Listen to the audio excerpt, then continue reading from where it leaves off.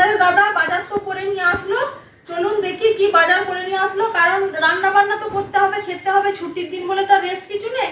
যাক, সকালের ব্রেকফাস্ট করে সব বাসন টাসন ধোয়া হয়ে গেল, বাসি কাজ এখন সমস্ত বাকি আছে।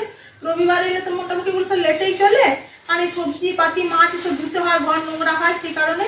চলুন দেখি আজকে কি শেষ পর্যন্ত বাজার আসলো আমার বাড়িতে।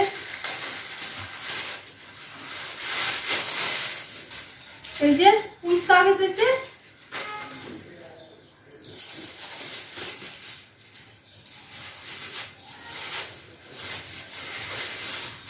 এক ফালি চাল, কুমড়ো।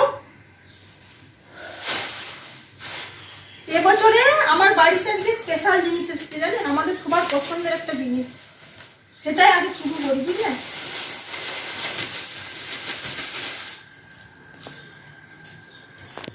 এই যে হিমসাগর আম,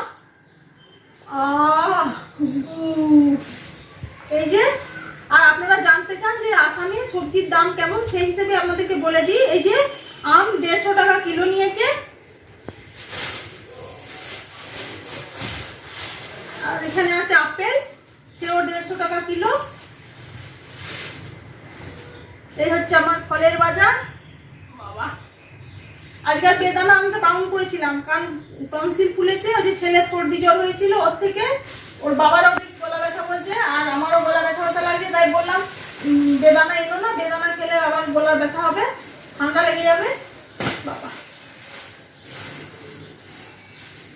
চলো বড় প্যাকেটে কি আছে দেখি। এই সবজিওয়ালাগুলো এমন বিল দেয় না। এই যে ভেন্ডি, আপনার দাদা অবশ্য বাজারটা ভালোই করে, যতটুকুই আমি একদম ফ্রেশ জিনিসটাই নিয়ে আসি। এই হলো গিয়ে টমেটো আর আপনার করলা।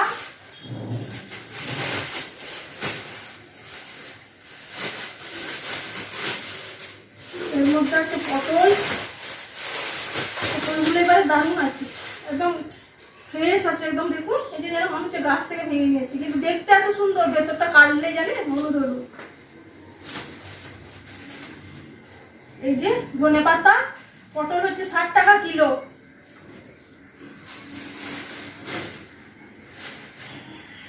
আর এই বছরে আরো একটা প্রথম জিনিস এসে গেছে আমার বাড়িতে, এই যে কচু 100 টাকা কিলো। জানেনই তো আমার বাড়ির কচু একটা পছন্দের মেনু, মাছ খেলে আমার বাড়িতে কচু হবে। আর এই যে পেঁয়াজ, কাঁচা লঙ্কা আর আলু, আর এই যে সবজিওয়ালা ভালোবেসে আপনাদের দাদাকে একটু কোয়াশ দিয়েছি। ফ্রির জিনিস যা পাওয়া যায় তাই লাভ, কি বলেন। চলুন এইসব সবজি পাতি ধোয়াধুয়ি করি।